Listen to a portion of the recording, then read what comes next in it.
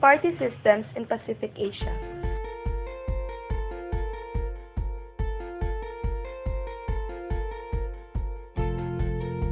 1966, political scientist and Asian scholar Lucian Pai observed, Asian politics are caught in a profound dilemma. They can neither get along well without political parties, nor work well with them.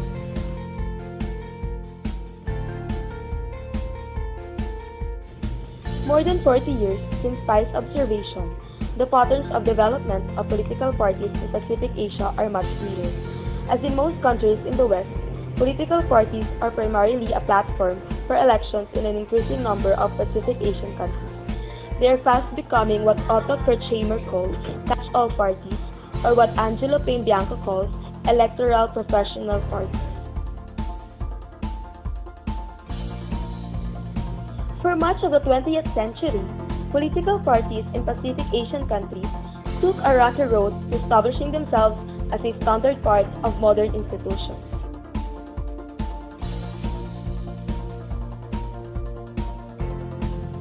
There were several factors that shaped the early development of modern political parties. First, the idea of modern political parties as the principal framework and platform for interest articulation and representation met strong resistance from the political reality of the traditional power structure and political practice. The influence of the world communist movement, and in particular, the Soviet model of political party, what is called the Leninist Party. Leninist Party is a type of political party modeled after the Soviet Communist Party during its formative Lenin era, late 1910s to early 1920s. This type of party features communist ideology, secrecy, strict discipline, close membership, party loyalty, and complete devotion.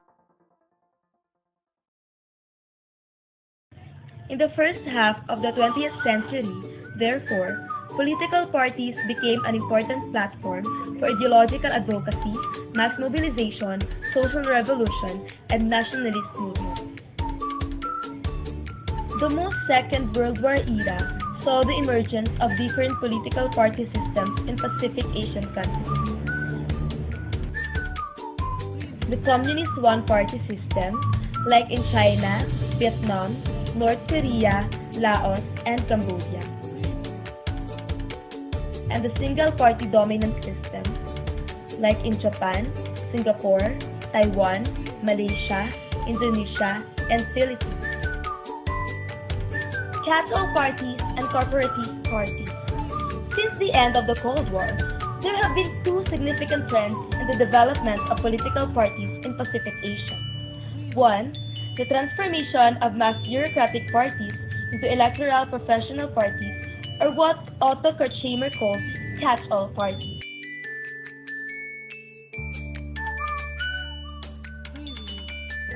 Catch-all party is a political party that works to catch all categories of voters beyond its traditional class and ideological basis, or at least catch more voters in all those categories whose interests do not adamantly conflict.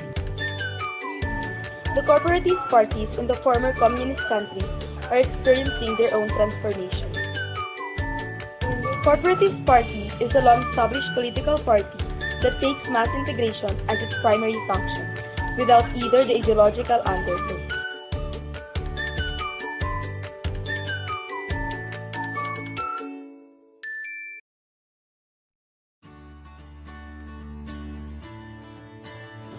Party structures.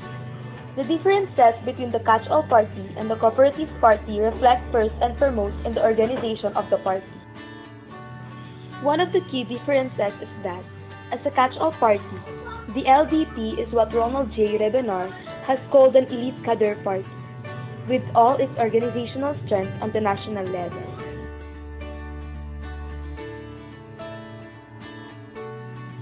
The party leadership consists of the president, that is, the prime minister when the LDP is in power, the LDP's legislative caucus, the party's policy corps, the Policy Affairs Research Council, or the PARC, and heads of factions. The party's central bureaucracy is limited. The structure of the LDP, therefore, shows the elitist nature of the catch-all party. The party is controlled by and revolves around professional politicians, mainly MPs, faction leaders and PARC old hands. In contrast, the organization of a corporatist party, such as the Chinese Communist Party, is much more comprehensive and more institutionalized.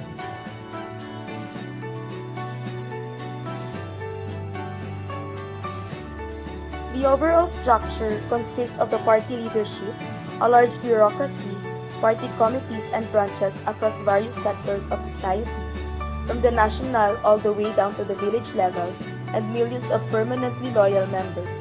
Because of the party's corporatist function in social management and political control, its bureaucracy, that is the various functional departments, is enormous in both size and influence. It not only serves the party leadership, but more importantly manages the huge party machinery, implementing the party's programs, and forming the organizational core of the vertical and horizontal mass integration. A second difference is the party's presence at the local and grassroots levels. The LDP's presence at local and grassroots levels is very weak. It relies on local personal support groups of individual MPs to provide grassroots support and voter mobilization. Consequently, the party's political base is the voters, and this can change from election to election. The CPC, however, has a penetrating presence at all levels of the polity, from subnational and regional to local and grassroots levels. This vertical integration is an important part of the corporative function of the party. The party committees and branches at these levels are both the instruments for the party's corporative efforts and part of the corporative arrangement between the party elite and the masses.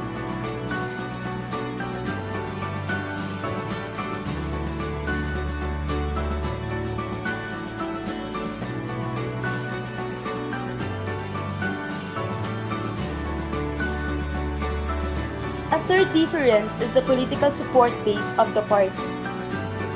For the catch-all party, voters are the political base. The LDP relies on the support of its voters to survive. Its activities center on getting the maximum number of voters and sending their MPs to the Diet. The party has very little function as a vehicle for top-down social management. For the CPC, it is the millions of permanently loyal party members that form the political base of the country. However, the voters and the members perform different roles in these two different types of political parties. In the catch-all party, the voters can determine the fate of the party or its general policies and programs. For the corporatist party, the members do not have such decisive power. Candidate selection procedure. One of the key functions of a political party is to nominate its candidates for public offices. This applies more to the catch-all parties than the corporatist ones, as winning elections is essential for catch-all parties. For catch-all parties, candidate selection is an important intra-party mechanism for resource and power distribution, trading on interest among key players within the party, and the shaping of the party's identity and electoral image. For the corporatist parties, the issue of candidate selection is confined to the party's internal posts, as these are more important than public posts in their political system. For the corporatist parties, decisions on party candidates for public office are entirely the matter of the party leadership, as well as party committees and branches at local levels. Given the dominance of the party within the political system and its nomenclatura system, the party's nominations to public offices amount to actual appointments. Factionalism and regionalism. There are two distinct features of the political party systems in Pacific Asia that are worth special discussion. The first is factionalism within political parties. A faction, according to Rafael Sarisky, is any intra-party combination, clique, or grouping whose members share a sense of common identity and common purpose and are organized to act collectively as a distinct bloc within the party to achieve their goals.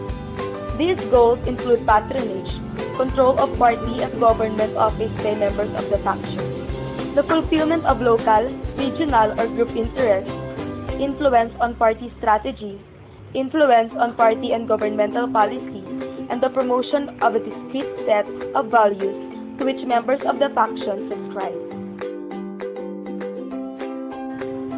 Factionalism is a phenomenon in many political parties in Pacific Asia, where factions are primarily formed of intra-party organization, activity, and decision-making. Zariski categorizes factions into 4 types. 1. Factions of shared values. 2. Strategic conception. 3. Common material interests, origins, or functions. And number 4. Personal or local cliques.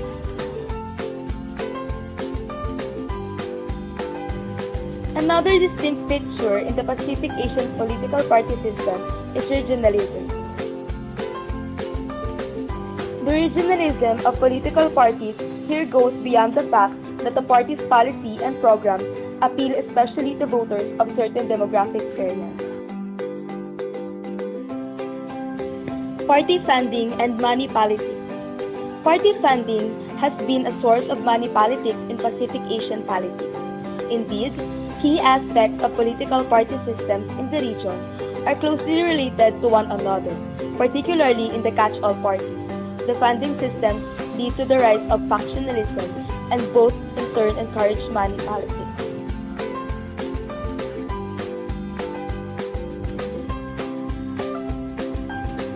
There are generally 4 models of funding for political parties. 1. Mainstream model. The state matching funds and political donations. It can be best seen at Japan, Taiwan, and Korea. 2. Corporatist model. The state funding and membership dues.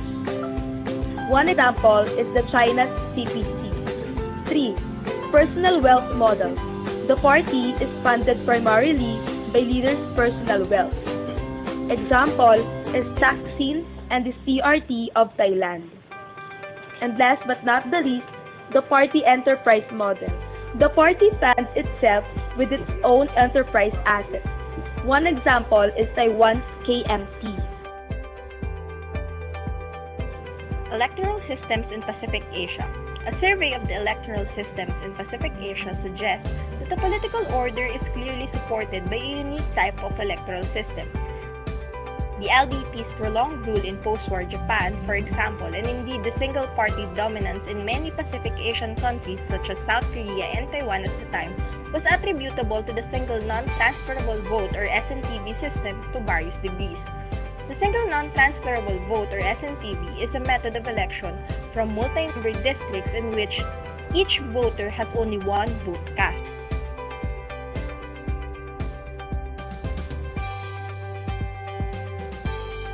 Moreover, all the former communist countries have adopted an absolute majority system with block vote in multi-member districts or MMDs, usually with limited or no competitiveness. Political liberalization and democratic transition in the 1980s and 1990s in many Pacific Asian countries was accompanied by reforms in the electoral system to a mixed-member proportional or MMP model. Number 1. First past the post or FPTP in single-member districts or SMDs for a majority of the seats. With number 2, proportional representation from party lists in one multi-member national district or several regional districts for a small portion of the seats. The medium-sized multi-member district model refers to the electoral system practiced in Japan between 1947 and 1993. It is the use of the SNTV method in multi-member districts that defines the precise nature of the Japanese electoral model. Electoral rules in non-pluralist states. Same-number candidacy is a nomination method whereby the ruling party nominates the same number of candidates as the seats to be filled. The method was widely used in the former communist states and other single-party dominant states during the Cold War, and is still used in North Korea and countries such as China with indirect election of their president. In countries such as China and Singapore and Indonesia under Suharto, there are also some unique electoral mechanisms that serve the corporatist function of the national legislature. One of the mechanisms is representation by functional groups in the national legislature. Functional groups are special categories of the members of national legislative and consultative bodies in some Pacific Asian countries. It is an electoral method that allocates and organizes representation in societal groups.